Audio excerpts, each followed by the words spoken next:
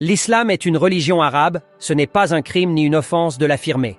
Elle se véhicule en langue arabe, se transmet en arabe, s'écrit en arabe, la profession de foi se fait en arabe.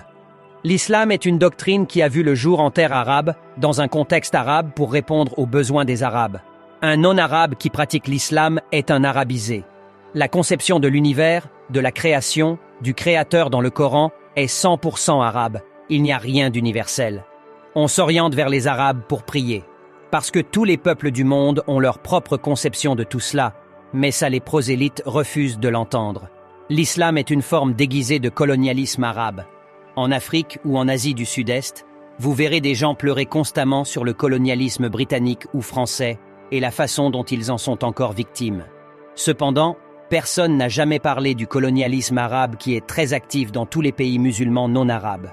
L'islam est à l'origine une religion arabe, et ce n'est pas une religion de conscience, de croyance ou de spiritualité privée. C'est une religion très politique et impériale. Ces lieux saints sont dans des terres arabes, l'arabe est la langue sacrée, et ces personnages historiques sont tous des Arabes. Donc, ce qui arrive à l'esprit d'un converti non arabe est très intéressant.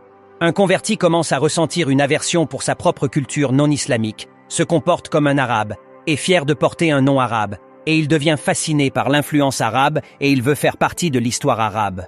Ironiquement, il commence à louer le guerrier arabe qui a conquis son pays dans l'esclavage et dans le sang, et pour y parvenir, la première chose qu'il fait est de se détourner de tout ce qui est propre à son origine ethnique, et il vit dans un monde de fantaisie fondamentaliste visant à purifier sa culture non islamique.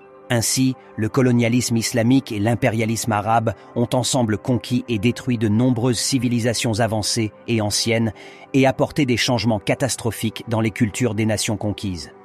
Vous pouvez dire que les Arabes ont été les impérialistes les plus réussis de tous les temps, parce que les fidèles convertis aiment à être conquis par les légendaires guerriers saints de la Terre Sainte.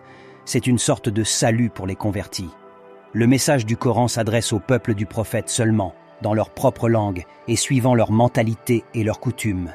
Les preuves sont dans le Coran lui-même, et nous n'avons envoyé de messagers qu'avec la langue de son peuple afin de les éclairer. Et c'est Dieu qui égare qui il veut et guide qui il veut. Et c'est lui le Tout-Puissant, le Sage. Nous l'avons fait descendre, un Coran en langue arabe, afin que vous puissiez comprendre. Nous en avons fait un Coran arabe afin que vous puissiez comprendre. C'est ainsi que nous l'avons fait descendre un Coran en langue arabe, et nous y avons multiplié les menaces, afin qu'ils puissent se garder du mal ou qu'il les amène à bénéficier de ces leçons. Si nous en avions fait un Coran en une langue autre que l'arabe, ils auraient dit « Pourquoi ces versets n'ont-ils pas été exposés clairement en arabe ? Quoi ? Un Coran non arabe et un messager non arabe ? Si nous l'avions révélé à un prophète de langue étrangère, qui n'est pas arabe, et qu'il le leur eût récité, il n'y aurait certainement pas cru. » Ce verset indique les limites géographiques originelles de l'islam, la Mecque et sa région. Et c'est ainsi que nous t'avons révélé un Coran arabe, afin que tu avertisses la mère des cités la Mecque et ses alentours. Ces deux derniers versets montrent clairement qu'il est naturel pour les non-arabes de ne pas y croire. C'est le Coran assurément un message pour toi et ton peuple, et vous en serez interrogés.